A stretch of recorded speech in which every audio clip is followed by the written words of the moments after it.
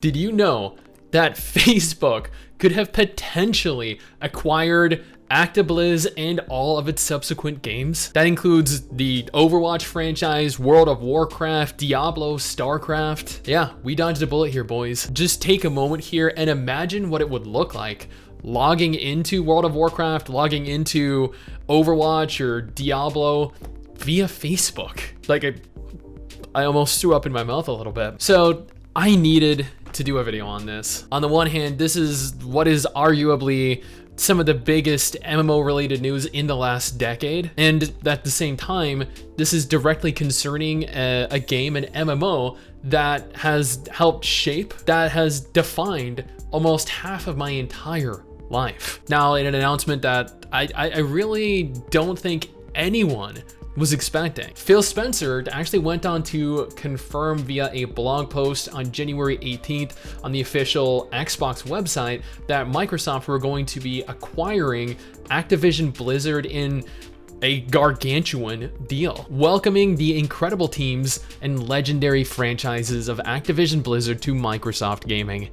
Creators of Call of Duty, Warcraft, Candy Crush, Tony Hawk, Diablo, Overwatch, Spyro, Hearthstone, Guitar Hero, Crash Bandicoot, StarCraft, and more join Team Xbox. As a team, we are on a mission to extend the joy and community of gaming to everyone on the planet. We all know that gaming is the most vibrant and dynamic form of entertainment worldwide, and we've experienced the power of social connection and friendship that gaming makes possible. As we pursue that mission, it is incredibly exciting to announce that Microsoft has agreed to acquire Activision Blizzard. Over many decades, the studios and teams that make up Activision Blizzard have earned vast wellsprings of joy and respect from billions of people all over the world. We are incredibly excited to have the chance to work with the amazing, talented, dedicated people across Activision Publishing, Blizzard Entertainment, Beenox, Demonware, Digital Legends, High Moon Studios, Infinity Ward, King, Major League Gaming, Radical Entertainment, Raven Software, Sledgehammer Games, Toys for Bob,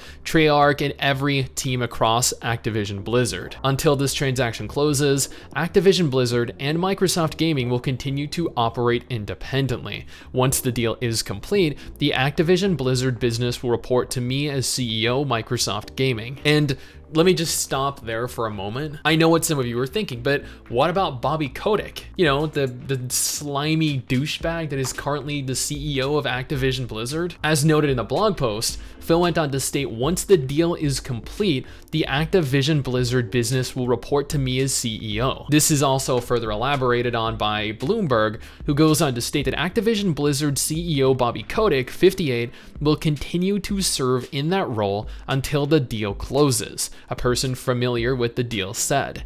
Once that transition is completed, the Activision Blizzard business will report to Phil Spencer, who, as part of the deal, was promoted to CEO of Microsoft Gaming. And actually, a comment was left over by Relnor on the WoW subreddit that is both disgusting to think about and potentially also the reality of the situation. The reason Bobby resisted calls to resign is precisely because this deal was in the works. It makes a lot more sense now. Now his legacy will be brought a company up from a penny stock to an industry giant, then made his shareholders billions of dollars in the biggest acquisition to date. But you know what, back to Phil's post.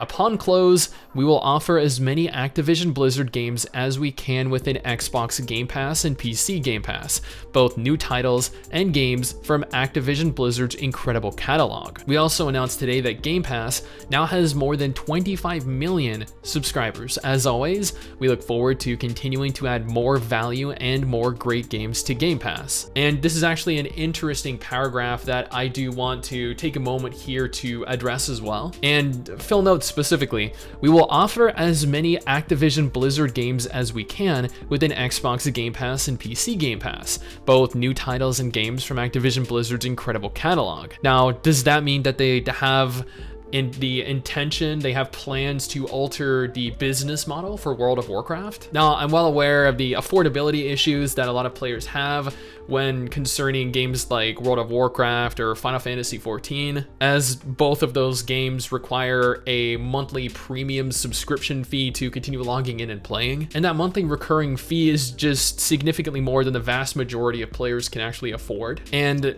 this is made even more apparent when you have the option of being presented with Final Fantasy XIV and World of Warcraft. As I am a fan of both of those games, I grew up with World of Warcraft and I've been playing Final Fantasy XIV for at least 6 years now. Realistically, when again being presented with the option of playing one or the other, you're going to have to choose. So imagine just for a moment here the potential for WoW, for the potential for players to access WoW that could never access WoW in the past. Adding World of Warcraft to the Game Pass could ultimately be one of the largest changes ever made to the game, and could also mean an increase in players unlike anything they had ever envisioned. Now, I don't know, this could bring WoW back, and under new direction, this could, once again, and I use the word potentially here, be the change that World of Warcraft needs to return to form. What's more, this could also mean that Microsoft have intentions of bringing World of Warcraft over to the Xbox console, which would mark the first time in the history of the entire intellectual property that this game has been available on a console, and more specifically, Xbox, joining the ranks of other games like Black Desert Online or The Elder Scrolls Online or Neverwinter. The fantastic franchises across Activision Blizzard will also accelerate our plans for cloud gaming, allowing more people in more places around the world to participate in the Xbox community using phones, tablets, laptops, and other devices you already own. Activision Blizzard games are enjoyed on a variety of platforms, and we plan to continue to support those communities moving forward. Now, this could mean that Microsoft have plans on migrating Blizzard's servers on over to the Microsoft Cloud, which could mean less lag, less congestion, especially on large patch days or on the day that expansions release. As a company, Microsoft is committed to our journey for inclusion in every aspect of gaming, among both employees and players. We deeply value individual studio cultures. We also believe that creative successes and autonomy go hand in hand with treating every person with dignity and respect. We hold all teams and all leaders to this commitment. We're looking forward to extending our culture of proactive inclusion to the great teams across Activision Blizzard. Around the world, there is no more exciting venue for fun and connection than video games, and there has never been a better time to play than right now. As we extend the joy and community of gaming to everyone, we look forward to welcoming all of our friends at Activision Blizzard to Microsoft Gaming. And that is a solid way to end that blog post, Phil. Well done. So the too long didn't watch is essentially there has been an announcement that Microsoft are purchasing Activision Blizzard for $68.7 billion. Yeah, I guarantee you they left the $0.3 billion out of there for a reason. Now, ActiBliz they've not been having a good last couple years with lawsuits concerning acts of sexual misconduct and discrimination, just to name a few. But the announcement that Microsoft is nevertheless purchasing the entire company is, in my opinion, a positive. Not only have Microsoft not been taken to court repeatedly for the above acts of misconduct, but they have also reaffirmed their stance of treating every person with dignity and respect, once again, holding every team member and every team leader to that commitment. And I expect them to, after reading all of this. Now, this could potentially bring about a re-emergence of all of Blizzard's titles. World of Warcraft could have an entirely altered business model. It could be free to play. It could be added to the Game Pass. It could get a console version. It could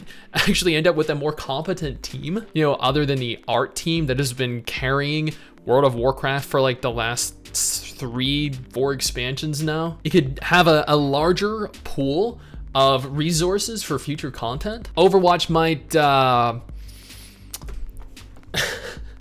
actually, you know what? I have no hope whatsoever for Overwatch 2. That is coming as an avid fan that has been playing Overwatch since the month it released. But StarCraft, but Diablo, this, in my opinion at least, could spell fantastic news for every single intellectual property that they own. And I know some of you guys out there are not necessarily going to agree with me in this statement, but this is a massive win for not only us as gamers, but also as fans for each of those respective properties. Now, it is unlikely that we're going to notice much of a change, if any, this year, but 2023 and 2024 will be the ultimate deciding factor on whether or not this is a positive or a negative change for us. I'm optimistic, but at the same time, I've been burned before. So I don't know, I guess cautiously optimistic, but what do you guys think?